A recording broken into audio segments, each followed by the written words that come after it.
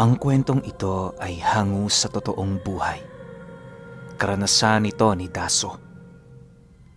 Taong 1967, sa Riaya, Quezon.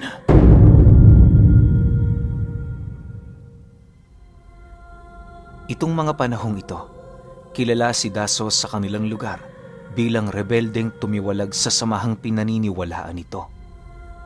Kaya niya yun ginawa sa kadahilanang hindi niya na nagugustuhan ang pamamaraan ng pamamahala. Dati siyang commander ng kanilang grupo, nakaligtas sa halos humigit 5 digmaan at inkwentro. Marami din siyang pinagdaan ng pasakit sa larangang yon, kagaya ng pagiging saksi sa mga kasamahan niyang namamatay habang nakikipaglaban. Sa loob ng humigit 3 taon, naging mapayapa naman ang pagbabagong buhay nitong si Daso. Walang humabol sa kanyang mga kasamahan, gawa ng naging matiwasay ang kanyang pag-alis doon. Hindi naman siya tinutugis ng mga militar at iba pang sangay ng gobyerno sa kadahilanang nagtatago siya sa ibang pangalan at alias noong aktibo pa siya sa grupo. Kalakip ng kanyang pagbabago ay ang mga kagamitan niyang nagsisilbing alaala ng mga nakaraan. Maraming sikreto itong si Daso na siyang nagpanatili ng kanyang kaligtasan sa mga panahong nasasangkot pa siya sa digmaan. Dahil sa pagreretiro sa samahan, kung kaya't namuhay siya sa pinakasimpleng pamumuhay na alam niya. Ayaw na ayaw ni Daso na mamasukan kung kani-kanino, gawa ng pakiramdam niya nakatali roon ang buong buhay niya at oras. Upang maipagpatuloy ang kanyang sarili kahit sa payak na pamumuhay lamang, nag-isip siya ng mga pamamaraan na maaari niyang pagkakitaan. Kapag sumasapit ang gapasan sa ibang lugar, dumadayo siya roon para makigapas. Kapag araw naman ng tag-ulan, tumutulong siya sa mga karpintero para maayos ang mga bubong ng kanilang mga kapitbahay. Bagaman hindi nagtatrabaho ng libre itong si Daso, isinaalang-alang niya pa rin ang katayuan ng mga taong mahihirap. Kung yon ay ubod ng hirap at wala ng kakayahang makapagbayad, tinatrabaho niya yon ng libre. Dahil sa ganoon niyang pag-uugali, kaya na may marami ang nagmahal sa kanya sa kanilang lugar.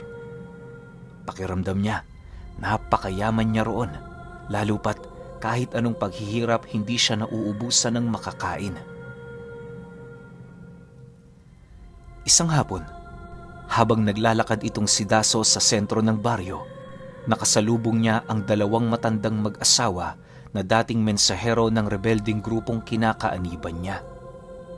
Paglapit ng mga ito sa kanya, ngumiti lang naman ito habang iniimbitahan siya kung maaari ba siyang tumungo sa pamamahay nito para makapag-usap sila. Dagdag pa ng matandang lalaki, maraming bagay silang kinakailangang pag-usapan kung kaya't nais niyang magbigay ng oras itong si Daso para dito. Nang marinig naman niya ang sinabi nito, walang pagdadalawang isip naman siyang tumanggi sa kadahilanang alam niya sa kanyang sarili, labas na siya sa mga kasalukuyang nangyayari sa grupong yon. Ipagpaumanhin mo, pero wala na talaga akong oras para dyan. Kung trabaho yan, susunod ako. Pero kung pag-uusap lamang sa buhay ko noong nakaraan, nagsasayang lang tayo ng oras. Wika ni Daso sa matanda. Dahil sa kanyang sinabi, agad naman siyang hinawakan ng matanda sa bisig habang seryoso siya nitong tinititigan sa mga mata. Pagtitig ni Daso sa mata ng matanda, kitang-kita niya ang mga mensaheng nais nitong iparating sa kanya. Dala ng kanyang kuryosidad, minabuti niyang baguhin ang kanyang pasya upang malaman ang mga kasalukuyang nagaganap sa dati nilang kuta. Habang binabagtas nila ang daan, nanatiling tahimik naman ang mag-asawa. Ni katiting na impormasyon ay wala itong ibinahagi sa kanya na para bang may mga nagmamasid sa kanila. Makalipas lamang ang ilang minuto, pagdating nila sa bahay nito, tahimik naman silang pumasok sa loob. Bago isinara ng lalaki ang pinto, tumingin pa yon ng ilang beses sa paligid masiguro lamang na walang nakasunod. Habang nakaupo sila sa harapan ng isang bilugang mesa, tahimik namang nakikiramdam itong si Daso. Pagsilay niya sa lalaking ibinababa na ang iniinom nito, mahinahon naman niya itong tinanong ng, Sige na kapatid, magsalita ka na. Makikinig ako sa mga sasabihin mo. Matapos naman yung marinig ng lalaki, hindi na ito nagpatumpik-tumpik pa na ilahad sa kanya ang mga mensahe. Ayon dito, ilang buwan pa lamang ang lumipas nang italaga ang bagong pinuno ng grupo nila. Noong una, naging maayos naman ang lahat. Pero habang tumatagal, unti-unti nilang napapansin ang pagiging marahas ng mga batas nito. Ayaw ng bagong pinuno nila ang magkaroon ng awa kahit kanino, kahit yon ay sibilyan pa. Naniniwala din ito, kalaban ang lahat ng taong sumusunod sa gobyerno. Akala nila, sa mga kalaban lamang malupit ang pinunong yon, subalit maging sa mga miyembro nito ay napakalupit rin. Wala din itong sinasanto, at kapag hindi mo nagawa ng maayos ang iyong trabaho, asahan mo, mapuputulan ka ng piraso ng katawan mo. Dahil sa malupit nitong pamamahala, kaya na may marami ang nag-aklas sa kanila. Nagkaroon ng engkwentro sa pagitan ng kanilang mga puwersa, subalit naging bigo ang mga rebeldeng naghahangad ng kabutihan para sa pangkat nila. Matapos ang naging digmaan, marami ang tumiwalag. Habang nababawasan ng puwersa ang samahan, unti-unti namang kumakalap ng tauhan ang kanilang pinuno sa ibang rebelde. Ang labis pa nila noong ipinagtataka, bakit purong mga ordinaryong tao ang pilit nitong inaarmasan at kinukuha. Habang tumatagal ang pananatili ng mga ito sa kanilang kuta, nasaksihan mismo ng matanda ang mga nakaugalian nitong gawain sa tuwing wala yung misyon. Kapag umaga, nagbibilad ito ng mga karne na siya namang naging palaisipan para sa kanila kung saan yon nang galing. Kakaiba din ang mga titig ng mga kasamahan nilang yun sa kanila. Yung tipong kahit wala ka naman doong ginagawa, pakiramdam mo galit na galit sila sa'yo. Bago umalis sa samahan ng mag-asawa, napag-alaman nilang nagbabala ang dati nilang pinuno ukol sa pagtugis at pagpatay sa mga miyembrong tumiwalag. Yon ang naging rason kung bakit sa loob ng ilang buwan, pinilit nilang matunton ang kinaroroonan ni Daso. Naniniwala ang dalawa, yon ang makakatulong sa kanila sa problemang kanilang kinakaharap. Manong Daso, pasensya na ho kayo kung ginagambala namin kayo sa katahimikan ninyo. Wala na ho kasi kaming malalapitan. Hindi naman siguro katwiran ng banta sa mga buhay namin para lumapit kami sa mga sangay ng gobyerno. Duda ako na paniniwalaan nila ang aming mga hinanaing. Ang masama pa niyan na sa aming pag-amin, baka kami ay kulong sa selda kahit walang naganap na paglilitis. Wika ng matandang lalaki sa kanya. Dagdag pa nito, problema yon ng kanilang grupo, kaya na may sila ang mananagot at mag-aayos nito. Sa pagpapatuloy ng kanilang pag-uusap, mas lalo pang nakumbinsi si Daso sa istorya nito. Matagal na niyang bistado ang taong yon, kaya na may nasisiguro niyang hindi yun magsisinungaling sa kanya. Wala naman yung makukuha kung sakali mang niloloko lang siya nito. Matapos ang kanilang pag-uusap, humingi si Daso ng 3 araw para makapaghanda. Sa isip-isip niya, kung totoo ang mga sinasabi nito, maaaring maging siya ay malagay sa alanganin. Sa puntong yon, minabuti niyang huwag magpakakampante, lalo pat hindi niya kilala ang kanilang kaaway. Makalipas lamang ang ilang minuto, nagpasya na siyang umalis sa bahay nito. Bago niya nilisan ang lugar na yon, inabisuhan siya ng mag-asawa na baka sa mga susunod na araw wala na sila sa bahay na yon. Nang marinig naman niya ang sinabi nito, hindi na siya nagdalawang isip pang kupkupi ng dalawang matanda. Pagkarinig nito sa kanyang mga sinabi, agad naman itong iniligpit ang kanilang mga gamit. Nagpaalam na din sila sa pamilyang naninirahan doon para naman kahit papaano maging maayos ang kanilang pag-alis. Sa pagbalik nila Daso sa kanyang tahanan, agad naman niyang itinuro sa dalawa ang silid nilang pagtutuluyan. Masikip ang silid na yon, pero pwede na itong tirhan ng 2 tao. Hindi naman nagreklamo ang mag-asawa, lalo pat sanay na din sila sa hirap sa bundok. Mas ramdam nila noon ang kaligtasan kumpara sa mga bahay na kanilang tinutuluyan. Sa pagsapit ng gabi, wala silang ibang ginawa kundi ang maghanda. Si Daso noon naging abala sa paghukay sa likod ng kanyang bahay para hanguin sa kailaliman ng lupa ang mga gamit niyang minsang tinalikuran para sa pagbabagong buhay. Sa pagsapit ng hating gabi, doon pa lamang naabot ng kanyang piko ang baul na nakalibing doon. Paghango niya rito, umalulong ang mga asong malapit sa kanila at kasabay nito ang pagbalot ng ulap sa buwan.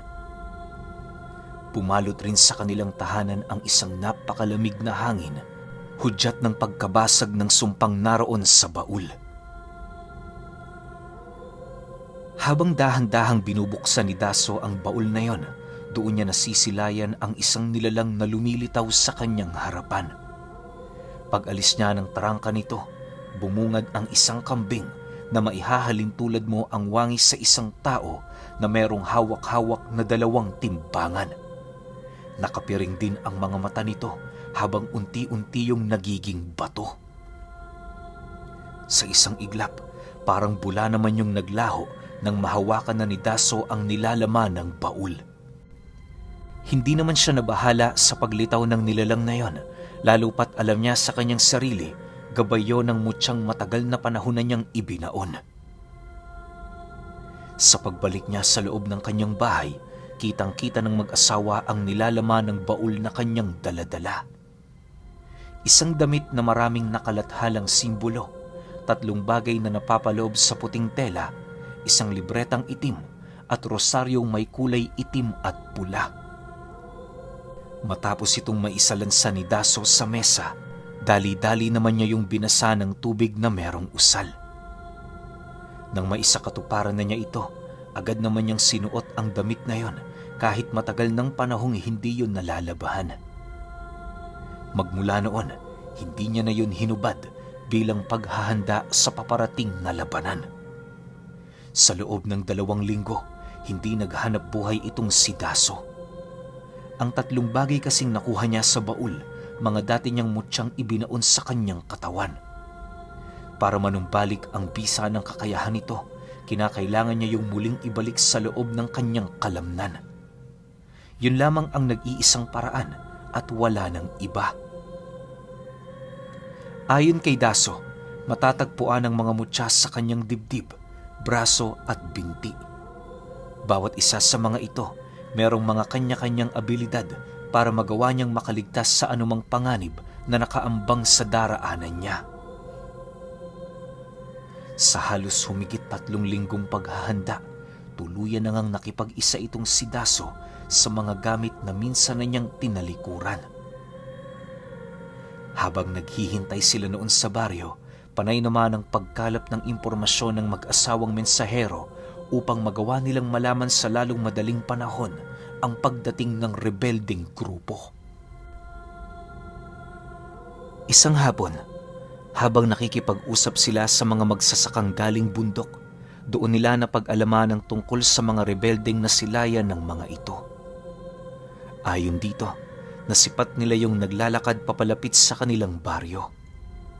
Sa katunayan, bago yun umalis, humingi pa yun sa kanila ng maiinom. Binigyan naman nila ito, lalo pat alam nilang hindi sila tinatalo ng mga rebelde. Dagdag pa ng magsasaka, maaaring mamayang gabi, mararating nito ang kanilang lugar. Matapos naman yung marinig nila Daso, wala naman silang nagawa kundi ang manahimik. Pag-alis ng magsasakang yon sa kanilang kinaroroonan, dali-dali naman silang umuwi pabalik sa kanyang tahanan. Habang binabagtas nila ang daan, bakas sa pagmumukha ng mag-asawa ang pangamba at pag-aalala. Upang hindi yun mabahala, inako ni Daso ang buong pananagutan sa buhay ng mga ito. Ipinangako niya rin sa mga yon, hanggat may hininga pang lumalabas sa kanyang katawan, hindi siya papayag na yon ay masaktan. Dahil sa katiwa-tiwala naman ng mga salita ni Daso at alam nilang meron yung paninindigan kung kaya't ibinigay nila rito ang pagtitiwala ukol sa kanilang mga buhay. Habang lumalalim ang gabi, mas lalo naman silang nagiging aktibo. Lahat ng kaluskos na maaari nilang marinig sa paligid, ipinagbibigay alam nila sa bawat isa. Sa pagdating ng puntong nakakarinig sila ng pagsisialulungan ng mga aso, doon na sila unti-unting nanahimik habang maiging nakikiramdam sa paligid. Si Daso noon, patuloy lang naman sa kanyang pananalangin sa kabila ng mga kakaibang huni na dahan-dahan ang lumalapit sa bakuran ng kanyang tahanan. Makalipas pa ang ilang minuto, matapos niyang magdasal ng taimtim, inabisuhan niya ang 2 matanda na manatili sa loob ng kanyang bahay. Paglabas niya ng pinto, dali-dali naman itong isinarado ng lalaki. Maya-maya pa, habang nakaupo siya at nagmamasid sa gilid ng bahay niya, doon niya nasilayan ang pagdating ng grupo ng mga rebelde. Bawat isa sa mga ito namumula ang mga mata, hudyat na hindi sila mga ordinaryong tao. Pagdating ng mga nilalang na yon sa pinto ng kanyang bakuran, bahagya naman itong tumigil habang nananatiling walang imik. Pagsilay niya sa isang lalaking pumasok sa pinto, doon niya napagtanto na yon ang bagong pinuno. Upang hindi na yon makalapit sa kanyang tahanan, minabuti niyang salubungin yon sa kalagitnaan ng kanyang bakuran. Sa pagharap nilang dalawa, nanatiling tahimik lang naman ang nilalang habang patuloy na umaangil. Maya-maya pa, ibinaba ni Daso ang patpat na hawak niya habang nagwiwika sa nilalang ng, Hindi naman siguro akong ipinunta mo sa lugar na ito, no? Sabihin mo, ba't ka napabisita? Huwag ka nang magmaang-maangan, Daso. Alam mo kung bakit ako naparito. Hindi lang ako pumunta para sa mag-asawa. Sa katunayan, naparito din ako para maningil sa'yo. Malaki ang utang mo, Daso. Hindi lang ari-arian, bagkus buhay mo ang kabayaran. sagot naman sa kanya ng rebelde. Matapos niyang marinig ang sinabi nito, dali-dali naman niyang dinukot sa kanyang bewang ang nakasukbit doong patalim. Subalit bago pa man niya yun maiunday sa katawan ng kanyang kalaban, nagawa na siya nitong mailagan. Paglayo nito sa kanyang kinaroroonan, bahagya naman siyang napaatras nang masipat niya ang mga kasama nitong isa-isa nang nagwawala. Maya-maya pa, nang makalapit na ito sa kanya, walang habas naman siya nitong sinunggaban. Ngunit dahil sa bisa ng kanyang mutya, hindi naging mahirap para sa kanya na lumihis at kontrahin ang atake ng mga ito. Sa loob ng ilang minutong paglalaban nila, nagkalat sa kanyang lugar ang mga naghihingalong katawan ng mga rebelde. Bagaman hirap na yung tumayo, pilit itong nagpapalit anyo sa paniniwalang magagawa pa nilang maipagpatuloy ang labanan. Makalipas pa ang ilang minuto, pagsilay ni Daso na iilan na lamang ang bantay ng pinuno, doon na siya nagpasyang sugurin nito. Sa pagkawala niya sa kanyang kinaroroonan, lahat ng nilalang sa paligid ay biglang napatahimik upang siya ay pagmatyagan. Nagpalipad hangin din ng usal ang iilan sa mga ito pero bigo pa rin siya nitong makita. Nang dumating na sa puntong sumuko na ang mga rebelde sa kanya, tanging pagsigaw na lamang ang nagawa ng pinuno nito upang siya ay palitawin sa lugar na yon. Duwag ka talaga, Daso. Kaya hindi ka mapatay-patay noon. dahil sa tinataglay mong kaduwagan. Hanggang ngayon ba naman, gawain mo pa rin yan? Sabagay, hindi na nakapagtataka. Nagmana din sa iyong dati mong mga miyembro. Wika nito habang umiikot ang paningin sa paligid. Sa pagpapatuloy ng pangyayaring yon, hindi pa rin nila natatagpuan ang eksaktong kinaroroonan ni Daso.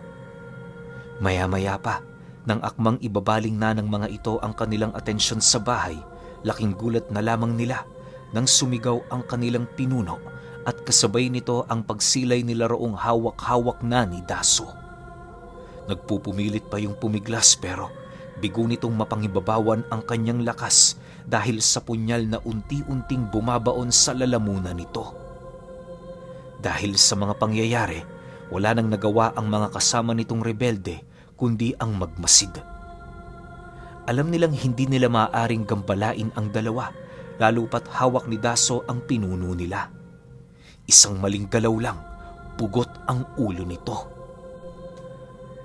Halos inabot din sila ng ilang minuto sa pag-uusap hanggang sa mapagdesisyonan na ni Daso na patayin ito.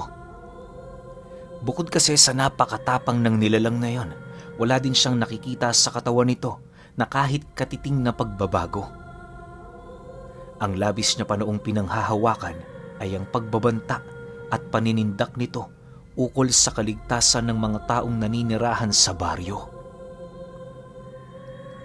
Matapos niyang gilitan ng lalamunan ang pinuno ng mga rebelde, para niya itong basurang binitawan at tinadyakan patungo sa isang tabi. Dahil sa tindi ng pinsala nito, lahat ng mga nilalang na naroon, aminadong wala na silang magagawa para mailigtas yun. Dahil sa mga nangyari, napilitan na itong umatras, gawa ng wala ng kahit isa sa kanila ang merong lakas ng loob para kalabanin siya. Sa pag-alis ng mga aswang, para itong mga langgam na nawala ng reyna. Sa pagbalik ng katahimikan sa paligid, minabuti niyang maupo sa tabi ng bangkay ng kanyang kalaban para pag-isipan ang mga nangyari. Alam niyang masasama ang mga nilalang na yon pero may kung ano sa kanyang sistema ang hindi maiwasang mag-alala. Halos inabot din ng ilang araw ang kanyang pag-iisip ng malalim bago siya magpasya sa kanyang mga susunod na gagawin. Sa loob ng mga araw na yon, minabuti niyang itago muna sa kagubatan ang bangkay ng pinuno ng mga rebelde para pag-isipan kung ano ang kanyang gagawin dito. Nang makapagpasya na siyang ilibing ito, nagpasama siya sa dalawang matanda upang meron siyang katuwang sa paghuhukay. Matapos nila itong ilibing, doon pa lamang sila nakahinga ng maluwag, gawa ng napagtanto nila na wala ng mga banta sa kanilang buhay. Ang mag-asawang mensahero naman, minabuting manatili sa kanyang pamamahay ng 2 buwan para makabawi. Naging katuwang niya ang mga ito sa gawaing bahay at trabaho sa bundok hanggang sa dumating ang panahon na nakaipon na sila ng sapat na salapi. Sa pagsapit ng araw ng pag-alis nito, mangyak-ngiyak naman yung nagpaalam sa kanya. Ayaw pa sanang umalis ng 2 pero napilitan na yung lumipat ng lugar gawa ng nakatanggap sila ng telegrama ukol sa mga kadugo nilang naghihintay sa kanila. Pasensya na kayo, Manong Daso, sa napakalaking abalang ibinigay namin sa iyo. Masaya kami sa pananatili namin dito. Ni minsan hindi kami nagsisi na lumapit sa inyo. Kapag may kailangan kayo, huwag kayong mahiyang tumungo sa baryo. Lagi niyo sanang isaalang-alang, palaging bukas ang aming pamamahay kung yon ay lubos mong kinakailangan. Wika ng matanda. Matapos naman yung marinig ni Daso, ngumisi lang naman ito habang nananatiling walang imik. Bago yung tuluyang umalis, niyakap pa siya nito ng mahigpit, pagpapakita ng pagpapahalaga sa kanilang pagsasama. Lumipas ang mga taon, namuhay ng mapayapa itong si Daso. Ang kanyang mga karga, muli niyang ibinalik sa ilalim ng lupa upang ipagpatuloy ang pagbabagong buhay na nais niyang mangyari. Ang regalo naman ng Diyos sa kanya, nagkaroon siya ng kanyang sariling pamilya at doon niya ipinasa ang kwentong ito. Pero alam niyo ba, pinagpahinga man ng Panginoon ang katawang lupa ni Daso, nagpapatuloy pa rin sa alaala ng kanyang anak ang memorya niyang minsan siya nitong kasama. Lalong-lalo na kapag ginagalaw nila ang mahiwagang baul ni Daso.